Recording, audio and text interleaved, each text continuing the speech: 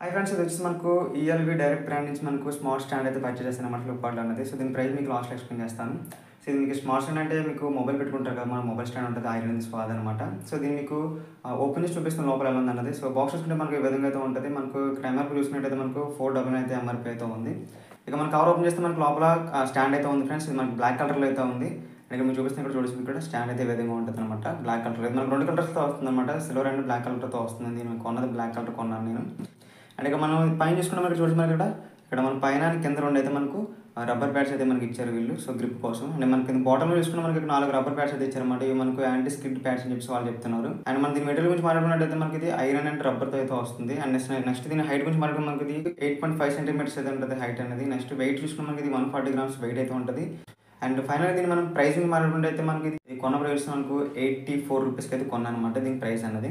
దీని బాక్స్‌ని చూసుకుంటే మనకి ఎంఆర్‌పీ వచ్చేసి మనకు 499 అయితే కనిపిస్తుంది మనకి. అంటే 500 చూపిస్తుంది ఎంఆర్‌పీ వచ్చేసి.